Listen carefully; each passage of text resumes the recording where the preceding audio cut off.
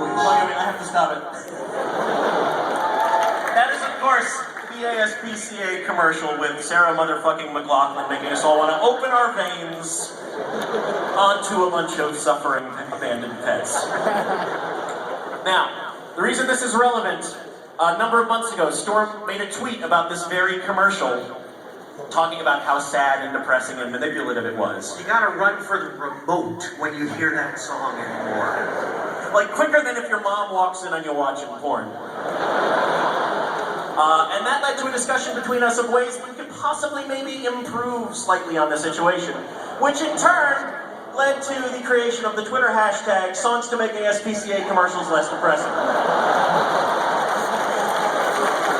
As you can imagine, the internet embraced it wholeheartedly and offered a number of quite excellent and constructive suggestions. Here's a couple of examples of the wonderful shit you twisted people came up with. You got the touch! You got the power!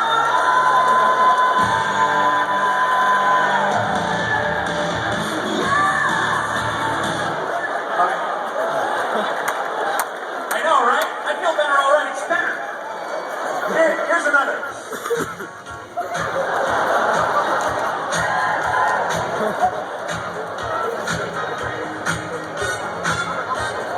You get the idea. Okay. Now these examples, of course, beg the question of what is crossing the line? But what exactly is the line? Well, let's discuss it. We can handle this scientifically, as we're about to show. All humor exists on two axes. All jokes exist on two axes. Level of humor and level of tastelessness. It's science, people. Science. Now, if your joke's level of humor is greater than its level of tastelessness, you get a laugh. If it does not, you get or worse. So as comedians, it is our job to find, monitor, and constantly attempt to not cross that line. We like to refer to this as the line of aww. But this is not an easy process. For one basic reason, because tastelessness is not a fixed point. It exists across a continuum, which we demonstrate thus.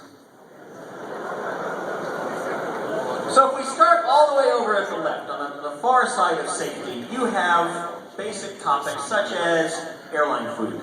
There's a reason this is a happy comedian's joke.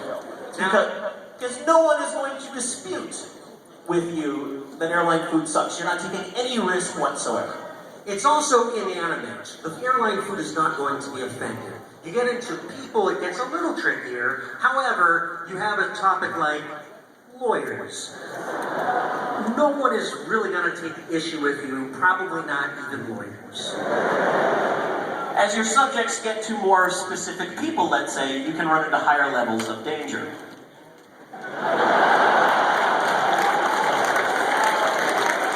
Religion, inherently funny to a great many people, inherently totally not funny to a great many others. Even if you're not dealing with specific people, it can be very tricky in territory. You really want to know what you're doing before you go there. And the continuum just continues onward from there. So, let's apply some of these lessons and mathematical principles we've been talking about to a few concrete examples. Example number one. Hey, Mom, send me!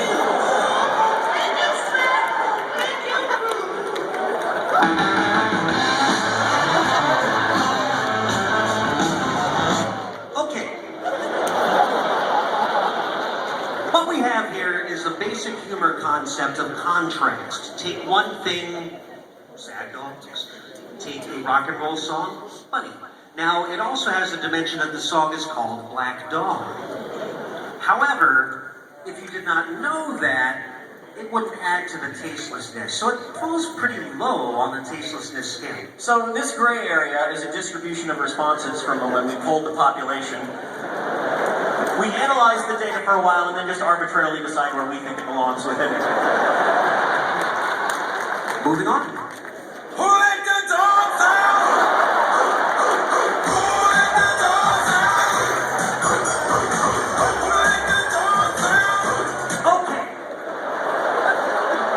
It's basically still the same contrast joke. However, a little bouncier, a little bubblier. And it also introduces the concept of letting the dogs out when the animals are clearly still in cages. So it exists slightly higher in the humor scale and slightly farther over in tastelessness. Now, again, not every example is cut and dried and easy to suss out.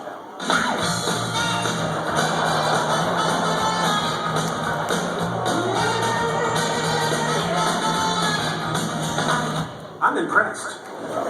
Thank you, that was my white guy dance around move. It's the only move I know. Once again, it's a simple contrast joke, but amped up with 80s music, which is, of course, inherently funny. Given a normal population, this song might fall somewhere roughly around there. However, you must know your audience, because then a joke can suffer from what we call guilt by association. As anyone out there who's familiar with the Jurassic Park episode of Futurama knows,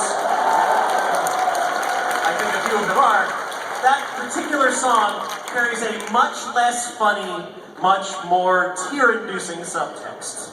So for civilians, it's clearly on the proper side of the line. For a certain nerd subset, it belongs. Okay, let us raise the level of difficulty yet higher.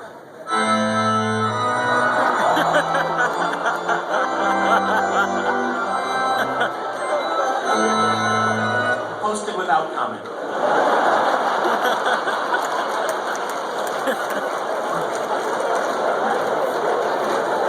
So now we've sort of walked you up through the scales, and we want to show you from our expert research and science what the furthest point is, as far out as you can go, even further to the right of this graph. Right, because the question is there a point at which the level of tastelessness of a joke cannot be overcome by its inherent humor and funniness?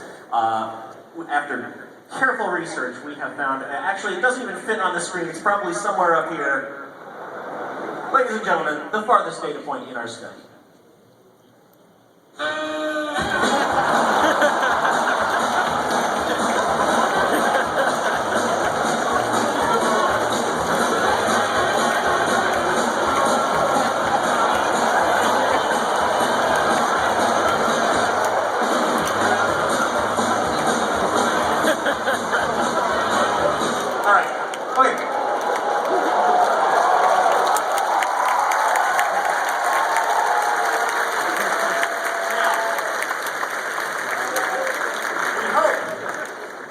Some of what you've learned here today, and I should not have been sprinting like that, Jesus. We are going to take some of these lessons home with you and apply them in your daily life, because as you can see, comedy is not an easy thing. We are professionals. So just in the name of showing you what happens when it goes off the rails, we would like to demonstrate for you what we call shitting all over the line.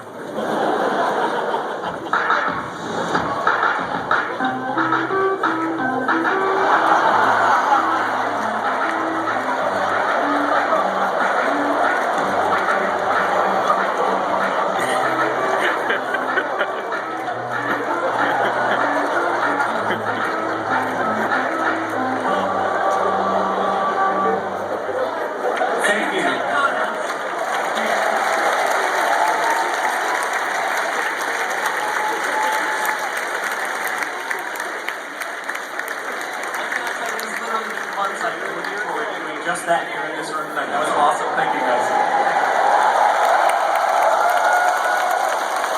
So at this point, we have At this point, we have to sell you some shit. Like pretty much all the musicians